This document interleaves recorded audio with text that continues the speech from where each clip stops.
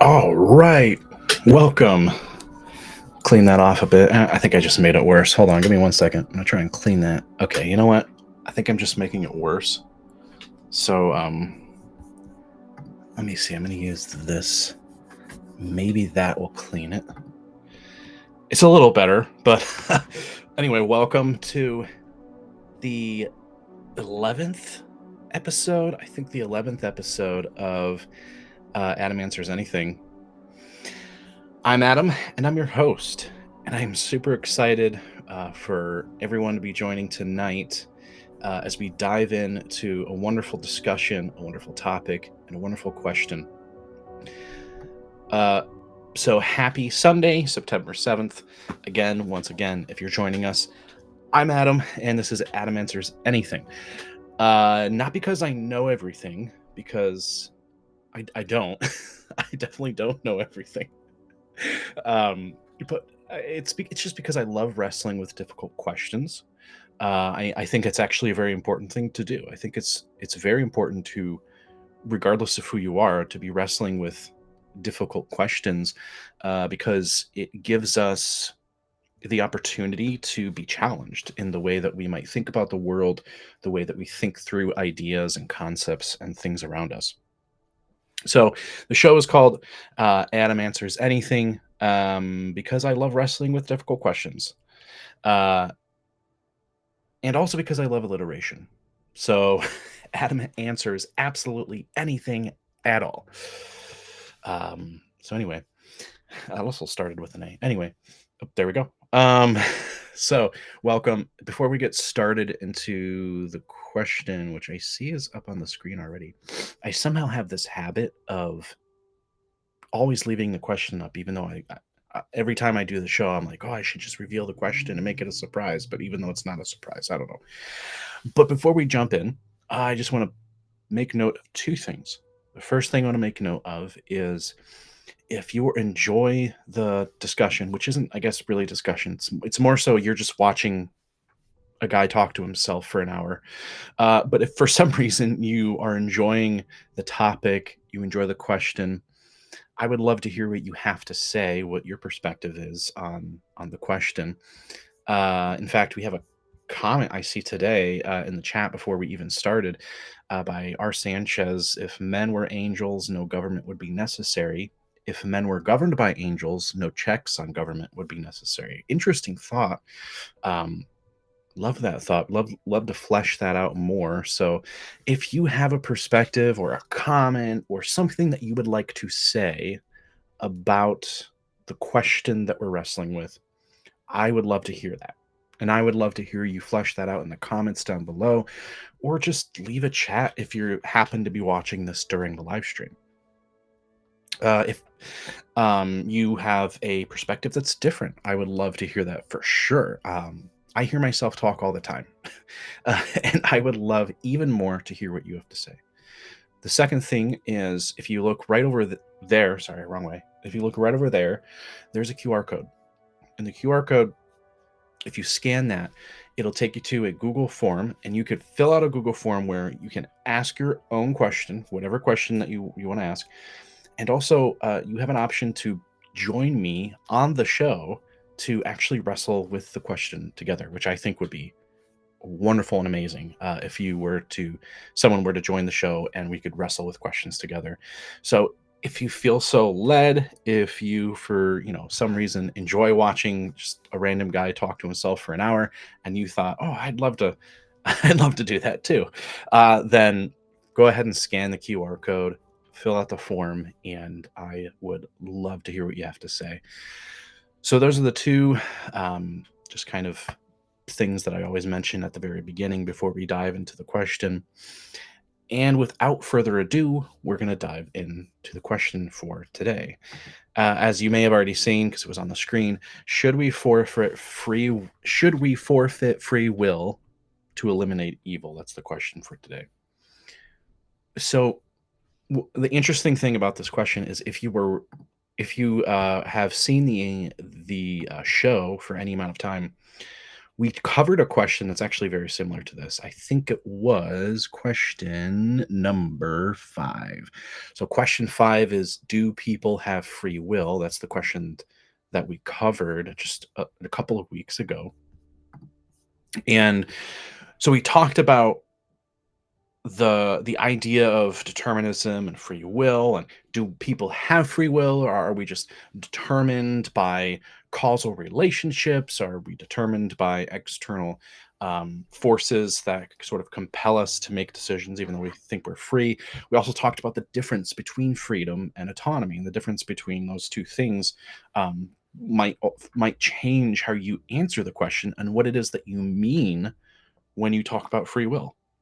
Those are some of the things that we looked at in episode 5. So if you haven't listened or watched episode 5, go back and give it a listen, give it a watch, and let me know what your thoughts are on the conclusions that I came to. I would love to hear what you have to say. Tonight, we're going to tackle a question that's very similar but slightly different. And I think the difference is a little nuanced. Our question's very similar, but a little nuanced. Our question tonight, again, is, should we give up or should we forfeit, right? Should we give up or forfeit free will so that we can eliminate evil, right? In other words, imagine a pill. You could take a pill and it would make people morally good. See, morally good, I think, is another conversation in and of itself. But imagine let's just set that whole conversation aside about what we mean by morally good, because that's another thing that could mean different things to many people. But let's set that aside for a minute. Just imagine there's a pill, people take it, and they're just good people. Would removing the choice to be evil make the world better, or would it strip it away? Would it strip away the virtue of choosing good for one's own sake? So, the question we asked in episode 5 is, do we have free will? And the question that I think that we're asking tonight is free will important? So I think that's the slight difference.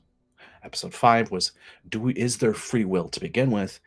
Episode 11, is it important? How important is it? We're going to start tonight a little different, I would say, than we usually start. Because when we usually do episodes, or when we usually answer questions, we'll talk about the question, we'll define the question, again, which is a very important thing.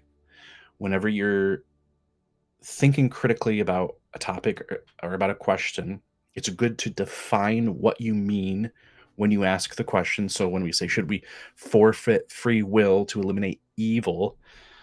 We had an entire episode defining what we mean by free will. And so we know what that means. We know what forfeit means. It means to give up. And to eliminate evil. And I think evil is very simple. I think it's a rather easy thing to define. Of course, we would mean things like natural evil, which would be things like hurricanes and tornadoes and tsunamis and natural disasters that take people's lives. Well, then we also would mean like moral evil, which is murder, all the sorts of dark things that humans do to one another, atrocities and war and things like that. And then some might say that there's even sort of, I guess, spiritual or intrinsic evil, might want like the nature of what it means to be human. Some would say, especially Christians would say that we are all born sinful. We're all born depraved. We're all born evil. So that would be another different type of evil. I think like when we talk about evil in this question, I think we are mostly talking about moral evil, right? So we're not necessarily talking about like, I mean, we can't really, if you give people a pill for them to be morally good, that doesn't eliminate tornadoes. It also doesn't eliminate wild bear attacks. So I think what we're talking about with this question is if you take a pill for people to be morally good, well, that eliminates moral evil. Um, would that be a good thing? Or would robbing ourselves of free will actually be more detrimental than the evil itself that was present? So we're going to look at that tonight in a slightly different way. Usually, when we have a question, we'll define what the question means, and then we'll look at various different perspectives, philosophical perspectives, scientific perspectives, on what they might have to say about the question, the ways that they might answer the question, what they might say. Tonight we're going to do it a little differently because we we did dive into that a little bit extensively in episode 5 when we answered the question, do we have free will? We looked at some pretty broad philosophical perspectives. We I think if I recall correctly, we dove a little bit into some scientific perspective on free will. Um, but the subject definitely revolves around topics of philosophy. So because we did that in episode 5, I'm actually going to dive right into what we usually do at the end. So if you followed the show for any amount of time, you know that at the end we'll usually dive into a biblical perspective. As a Christian, I tend to value obviously what the Bible has to say about any question, any topic, because that's because I believe the Bible has a lot to say about the way that we live our lives. Um, and so we usually do that as like the third point. We're actually going to do that first today. We're going to do it first. And as we get to the end, we are going to talk a little bit about some different philosophical perspectives. But we're mostly going to be focusing on a biblical perspective. What would the Bible have to say about this question? Because I believe that much of the philosophical conversations that revolve around defending free will would agree with what the Bible has to say. And we're just going to look at a couple of those. So the Bible, unsurprisingly, has much to say about the topic of free will, as we saw in episode 5. We start by noticing the first point, which is a really important point. Sorry if you can hear that dog. These windows are like really thin, and that dog, my neighbor's dog, like always acts like he's never seen a human being before, even though he's seen a million of them. But anyway, we start by noticing our first point is that God gives each of us the power and ability to choose. That's one of the things that we see clearly in Scripture. I'm going to rattle out like a bunch of passages here to kind of bring home that point that God gives us the ability to choose. God's given us free will. God's given us agency. Genesis 2:16-17. And the Lord God commanded the man, you are free to eat from any tree in the garden, but you must not eat from the tree of the knowledge of good and evil. Now notice he said you're free to eat of any tree, but don't eat of the tree of the knowledge of good. He doesn't say you can't eat of the tree. He said don't eat of the tree, which would imply that he was giving Adam a choice. For when you eat of it, you will surely die. That's Genesis 2:16-17. Deuteronomy 30:11-20. This is Moses. Moses speaking to the Israelites. Now what I am commanding you today is not too difficult for you or beyond your reach. It is not up in heaven so that you have to ask, who will ascend into heaven to get it and proclaim it to us so we may obey it? Nor is it beyond the sea so that you have to ask, who will cross the sea to get it and proclaim it to us so that we may obey it? No, the word is very near you. It is in your mouth and in your hearts that you may obey it. See, I set before you today life and prosperity, death and destruction. For I command you today to love the Lord your God, to walk in obedience to him, and to keep his commands, decrees, and laws. Then you will live and increase, and the Lord your God will bless you in the land you are entering to possess. But if your heart turns away and you are not obedient, And if you're drawn away to bow down to other gods and worship them, I declare to this day that you will certainly be destroyed. You will not live long in the land you are crossing the Jordan to enter and to possess. This day I call the heavens and the earth as witnesses against you, that I have set before you life and death, blessings and curses. Now choose life, so that you and your children may live. Moses here is, of course, reiterating the fact that the Israelites have a choice to make. That the Israelites can either choose life or they can choose death. They can choose blessing or they can choose curses. And as any reader of the Old Testament would tell you, that many times they did not choose blessing. Many times they chose death. Many times they chose curse. But nonetheless, Moses here is reminding us that they were given a choice. Joshua 24 gives us another example. God is speaking through Joshua to the Israelites. He says this: Now fear the Lord and serve him with all faithfulness. Throw away the gods your ancestors worshipped beyond the Euphrates River and in Egypt, and serve the Lord. But if serving the Lord seems undesirable to you, then choose for yourselves this day whom you will serve, whether the gods your ancestors served beyond the Euphrates, or the gods of the Amorites in whose land you are living. But as for me and my house, we will serve the Lord. Once again, here, God speaking through Joshua, reminding us that he is giving the Israelites, and thereby us, a choice to serve him or to not serve him, to serve other things, other gods, other idols, or to serve him and obey him. And it wasn't just the Old Testament prophets and leaders that spoke about choice. Jesus himself spoke about our choice. John 7:15 through 17, the Jews there were amazed and asked, "How did this man get such learning without having been taught?" Jesus answered, "My teaching is not my own, it comes from the one who sent me. Anyone who chooses to do the will of God will find out whether my teaching comes from God or whether I am speaking on my own." There again, Jesus is echoing the Old Testament and reminding us that we have a choice to make. John 14, just a couple chapters later, John 14, "If you love me, keep my commandments. And I will ask the Father, and he would give you another advocate to help you and be with you forever." There, Jesus saying, hey, if you choose to love me, then keep my commandments, and I will give you the Holy Spirit. So we've seen that God does give us a choice. God's created us with choice.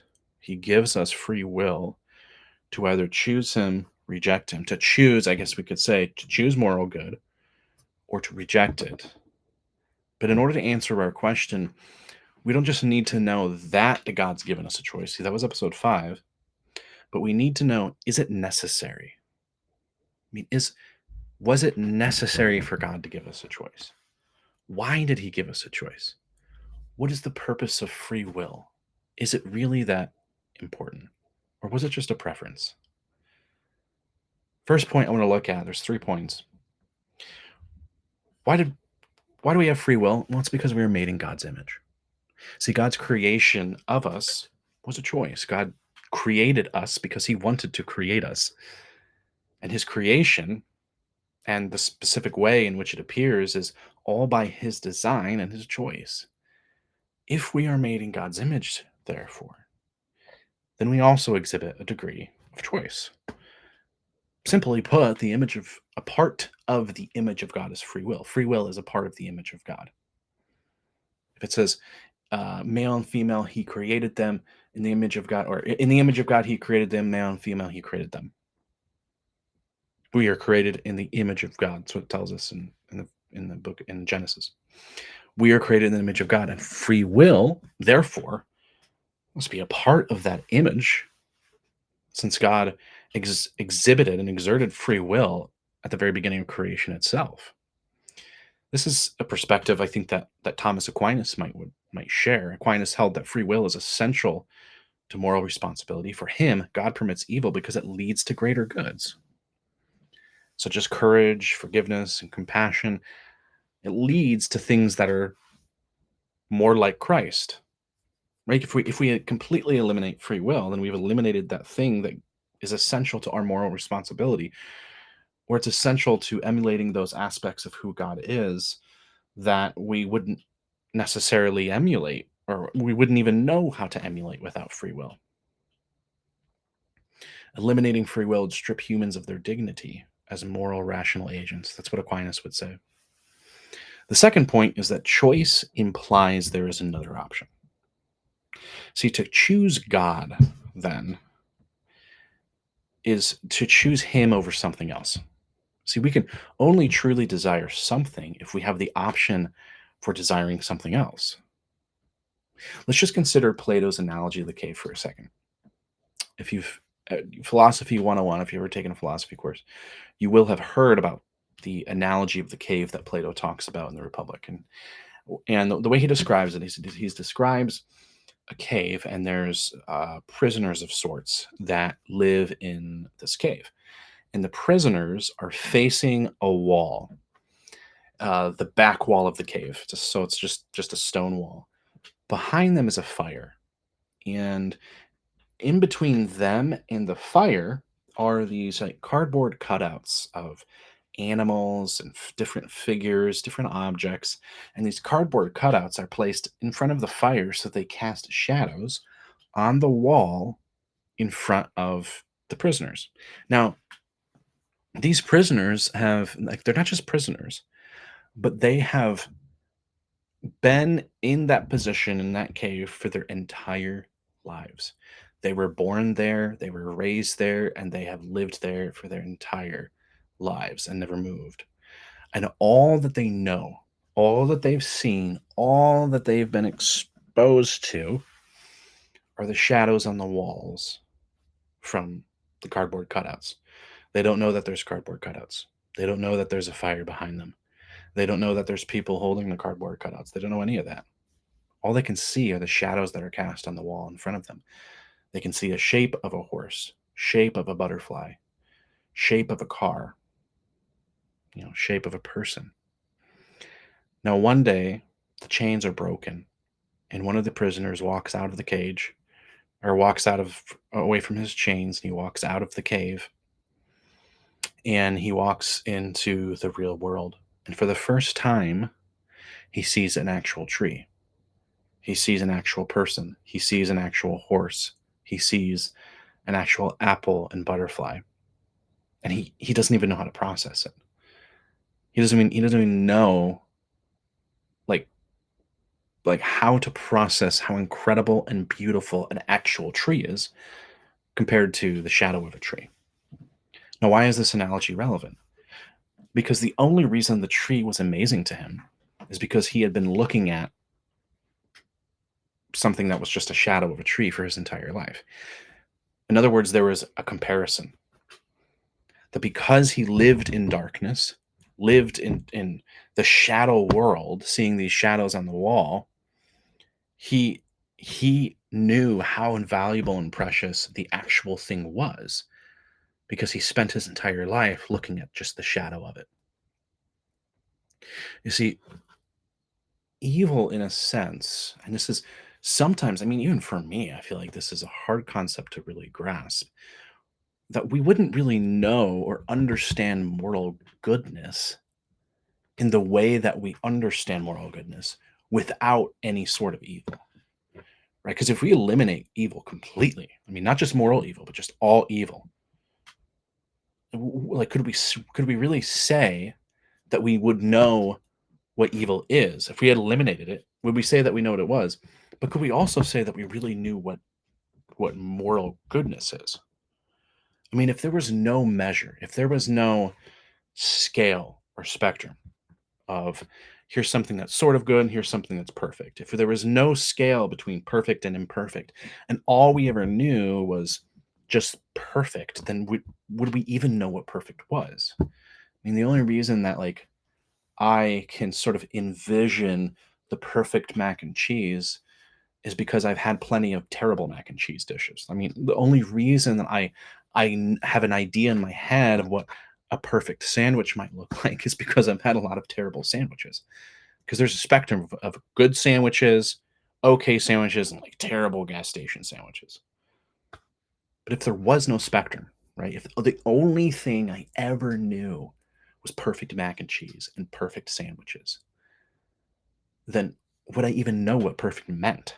I mean, would I even know what it meant? Just like for the prisoners in the cave, they didn't even know what a tree really was. I mean, all they had ever known was just the shadow. I mean, and to them, it wasn't a shadow. It was the real thing. I mean, that's kind of the example here. Is that because all they knew was the shadow. To us, it's a shadow because we know what a real tree looks like. To them, it's just the real thing. Like it just is what it is. And I think that God knew this. And I think Aquinas would agree. Or I think Leibniz would agree, I should say. Leibniz argued that this is the best possible, like this is the best of all possible worlds because it balances free will with the possibility of evil with the greater harmony of creation. Removing free will entirely will make the world less perfect, even if it's less painful. In the sense that, like, the shadows on the wall are what made the tree more beautiful, what made the tree more perfect and incredible. The terrible sandwiches are what make the perfect sandwich amazing. The terrible mac and cheese is what makes the perfect mac and cheese perfect. This is what Leibniz would say. He would say that God knew, like he knew that he would create a world in which sin would inevitably enter and corrupt. God knew that, and he knew that this world would exist, but he created it because he also knew that this is the best possible world. This is the best possible way forward, I suppose you could say.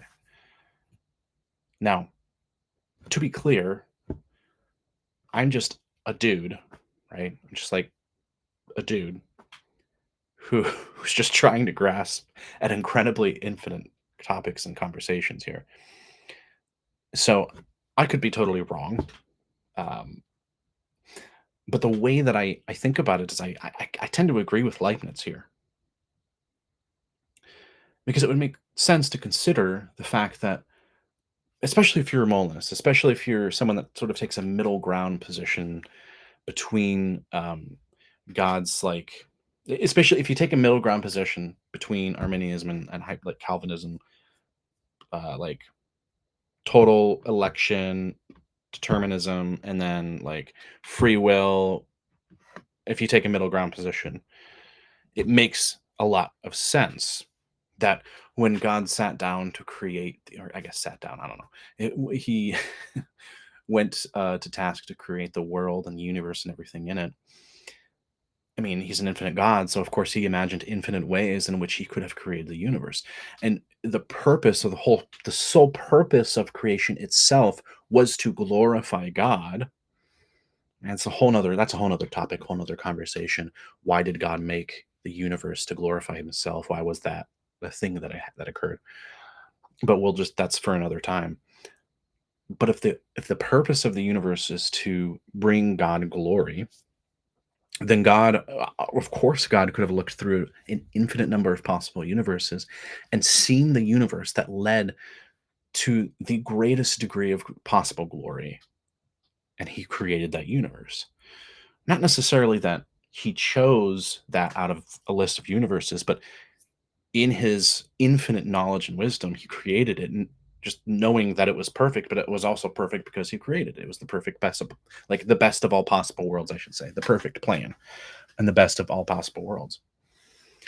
And so God, not Adam, God created this universe, everything in it, and he created the 3D physical material world that we live in just so that free will could exist, because he saw and he knew that free will was going to be very important, very essential.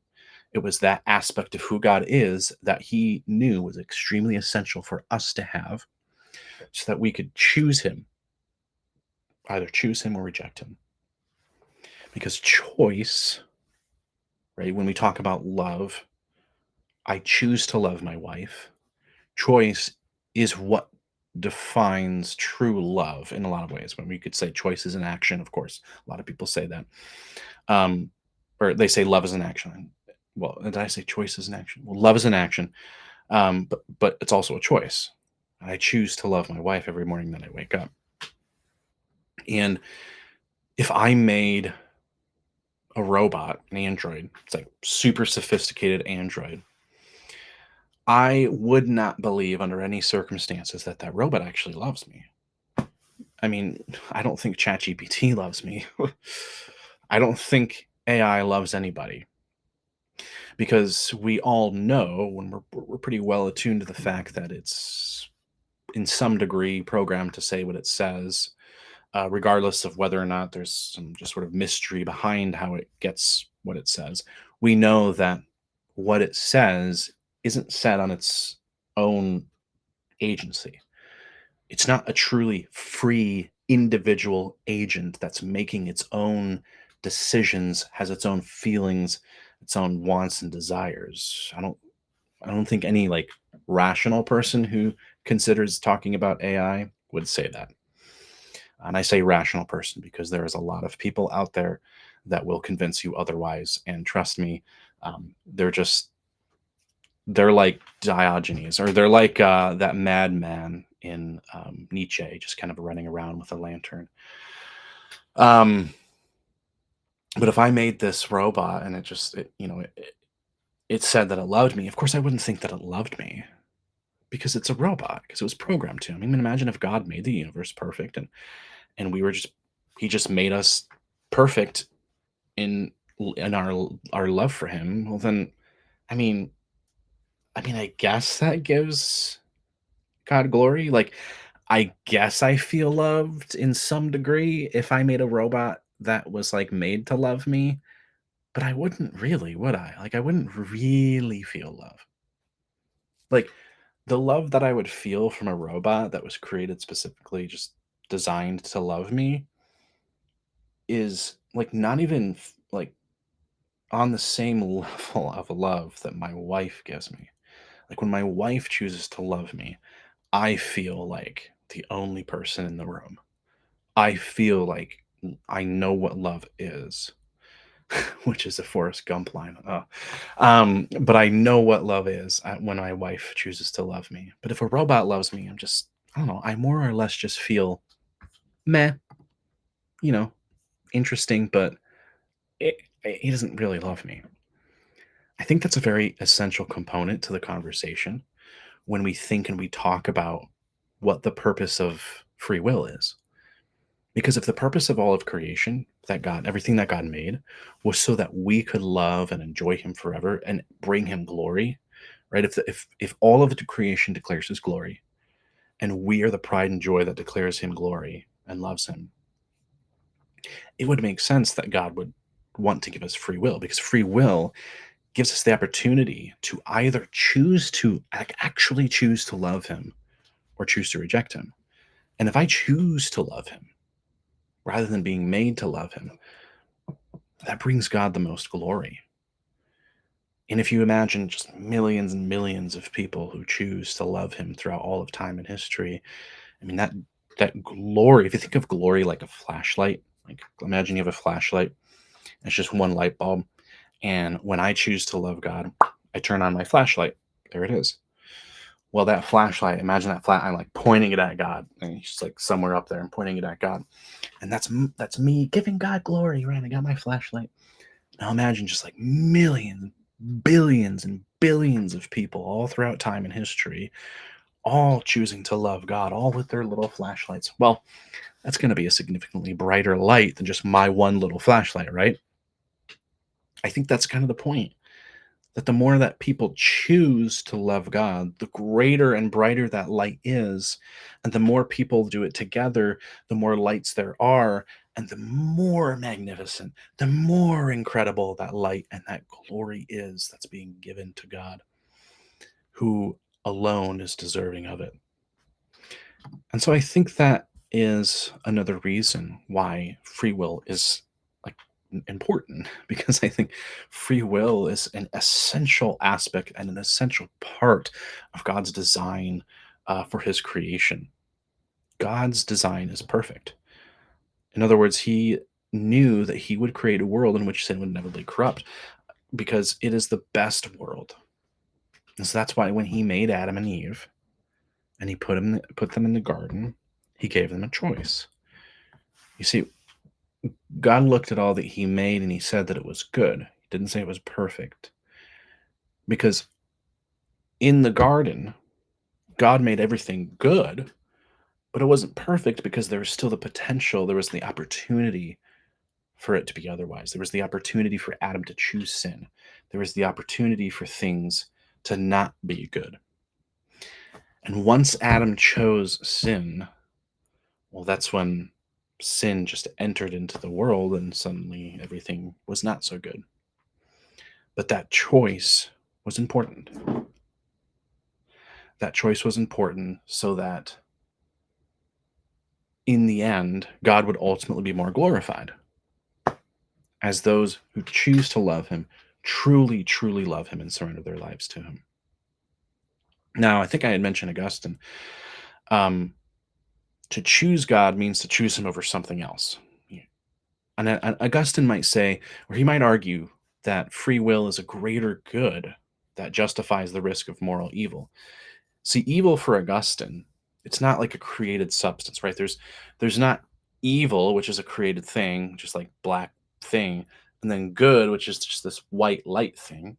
For Augustine, it's not two individual things, but rather it's a privation or perversion of good that arises from the misuse of free will, right? So, um, being honest is a good thing. It's a morally good thing, and yet being deceitful and lying is a bad thing. When I misuse my free will to lie instead of being truthful, I'm twisting, perverting, twisting, and distorting that good, moral good, rather than using it. Without the freedom to choose wrongly, genuine love and virtue wouldn't be possible, like we talked about. Like if I didn't have the ability to choose freely to love my wife, then I wouldn't really be able to love her in the way that I do. I think when John in First John talks about God is love, I think that without free will, we wouldn't have a true expression and exposure to what that means, right? Because without that exposure to evil and good, right and wrong, without without free will, we wouldn't understand the preciousness of the gift of Christ, right? Because God chose to send his son to die in our place so that we can have the gift of eternal life and not die without him and not die without relationship with him. See, now when God chooses to lavish his grace and blessing upon us, like we see that and we're like, wow, like that's incredible. I don't deserve the goodness that God's given to me in my life. I don't deserve the blessings that he's given to me at all. And yet I am so incredibly thankful for them because I recognize that he chose to give them to me anyway. See, if there's no free will, then I don't have an understanding for how incredibly beautiful and sacrificial the cross is. I think free will is an absolutely essential part to the entire narrative of Scripture. And I think that it can be a difficult question because we forget that we're talking about evil. We forget that we're talking about some of the most painful things that can happen in our lives. The loss of a child, loss of a loved one, bad health, the loss of, people in war.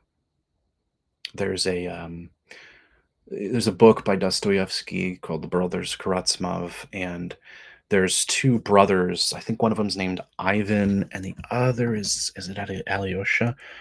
Um, I'll look it up real quick.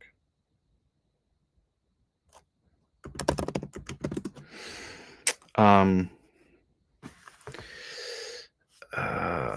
Ivan and Fyodor. Oh, and there's also another brother named Dmitri. I forgot about that. But there is a brother named Alyosha, so I was right. So it's Alyosha and Ivan. They're having a conversation in the book, and um, they're talking about evil, this very subject of evil, and they're talking about the atrocities in war, and they're talking about how evil is so perverse, like so wicked and so dark that there's no possible way that could have been created by anyone other than ourselves. And I think that we sometimes can forget how painful that is when we're deep in this like philosophical discussion about free will and philosophical discussion about determinism and things like that. I think the first thing that we should remember is that evil hurts. That evil is suffering, and suffering hurts. And I had a really good friend many years ago. He used to work as a paramedic, and he would work in the city. And I would come visit him during winter breaks because I was in college out of state. And when the winter came, Christmas time came, I'd come home to be with family for the holidays, and I'd visit him as much as I can, and I'd just catch up on life and see how he was doing. And we used to be very close in high school. There was one particular day where I came home, one particular year where I came home to visit, and we were able to meet up. And so he came over, and we just sat down and talked for a while. And he started telling me that he started struggling with alcoholism. And he told me that there was this one particular night where he was driving in an ambulance, he was on duty, and was called to a house fire. And him and his partner, they went up to the house fire, they got out, and the firefighter came over to him and just plopped the charred remains of a child into his hands. And he says he looks at the child and he just like lost it. Like something just snapped in his brain. And he said he just started crying and crying and crying. And he looked at me, and I remember being there listening to him tell me this story of how he became an alcoholic. And he looked at me and he just said, I just don't know. I don't know how God's good. And it would have been a very slippery slope for me in that situation to start describing to him why it's important that evil exists. I mean, could you imagine in that situation? I just looked up at him, tears rolling down his face, and I just said, well, even though it hurts, it's really important that evil exists. And let me tell you why. Okay, let me tell you why. Because we wouldn't know free will if we didn't have evil. We wouldn't know good if we didn't have evil. I mean, I don't think that would go over very well. And that's actually not what I said. Um, I still remember he looked at me, he was crying, and I just gave him a hug. And I didn't let go, and I just hugged him, and I just cried and cried with him. And I said, man, I'm sorry. Like that hurts. And there's nothing that's going to make that not hurt. There's nothing that's going to take that away. But it's important. I think it's so important that suffering affects us, which is weird to say because, of course, it does. It's important that it always affects us, especially when we see other people suffering, that we let the gravity of suffering weigh on us so that we recognize how evil, wicked, and dark that it is. And as we recognize how evil, wicked, and dark that it is, we recognize how good, just, righteous, holy, and perfect and pure God is.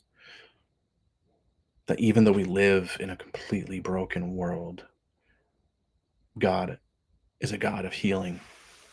And one day he will make all things beautiful and new. So that's the question for tonight. Should we forfeit free will? Absolutely not. I think that I would agree. I think Saint Augustine, Leibniz, Thomas Aquinas, I think they would all agree that free will is absolutely important, that it's absolutely beautiful, and it's essential. I think even secular philosophy would agree that free will is important to a just society because it allows us to know what justice is to begin with. If we didn't have the freedom to choose otherwise, then how would I know what's good in the first place? I mean, that's kind of what makes the question so weird. If I take a pill and it makes everyone morally good, then is that a good thing? Well, if everyone takes a pill, then how would we know what moral goodness is? I mean, If everyone takes a pill and there was no evil, then how would we know what the good is? Unless we retained all of our knowledge of evil, right? Unless we continually remembered evil, but we were no longer able to do evil. I mean, that's perhaps a way that you could get around that. But even in that scenario, if we take away, eliminate anyone's person to choose freely, I think we would eventually lose sight of what goodness is. I mean, and like pureness, righteousness, holiness, like those things would lose their definition, and we would just become robots. So that's my way of wrestling with the question for tonight. If you have a different perspective, I would absolutely love to hear your perspective. I would love to hear what you have to say. Leave a comment down below. And if you enjoy the show, first of all, thanks for listening. I'm going to be honest, I am surprised when anyone listens to the show. And I'm not trying to be self deprecating, I'm just being honest. Like, um, content creation is a really hard thing because in the span of 10 years, it went from being like sort of like there's lots of people that did it in 2011 to now everyone and their grandmother's dog does it. And so it's an incredibly saturated market. And you either have to be willing to sacrifice more than you realize in order to actually make it as a content creator, or you have to be extremely lucky, which I don't think people are willing to always admit, but there is luck to it, and in the fact that you made the right video at the right time and got the right traction. But it's a really hard thing. So when someone stumbles upon this show or they stumble upon my channel and they like my content, I'm always kind of surprised because I'm like, oh, it's like, oh, someone like got lost and ended up at my channel. They must have been looking for something else, but thanks for coming. So if you are one of those people that somehow got lost and ended up at my channel instead, thank you for being here. I hope that you will like, comment, and I hope that you will subscribe, because subscribing helps me. Number one, it helps me know that I'm not wasting my time, because I really love these conversations. I love, even though I'm talking to myself, but I really love these topics. I love these questions. I love these conversations. I just love doing this stuff. I mean, it's it is a very big part of my personal story of my life. Philosophy is. It was it was something that rescued me from a very deep downward spiral that I was heading in my life. Um, and so I just love it. And I love when other people love it. And so if you have a perspective, and want to share, I would love to hear what you have to say. I would love for you to leave a comment down below. If you haven't seen any of the videos on the YouTube channel, go check them out. I've got a good handful of videos there on the YouTube channel. And I should have a video coming out very, very soon. I know that it's been a while. If you've seen any of the videos, you know that it's kind of been a while since I've published a video.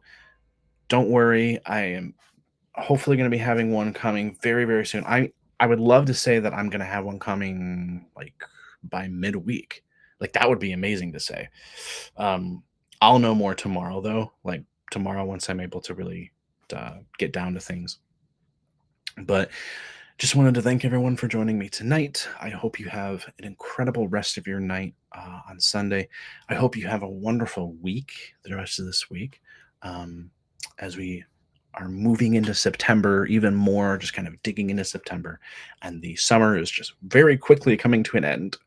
And it's already cold here in Michigan. So, love you all, and I hope you have an incredible night. Again, thank you so much for joining me. God bless.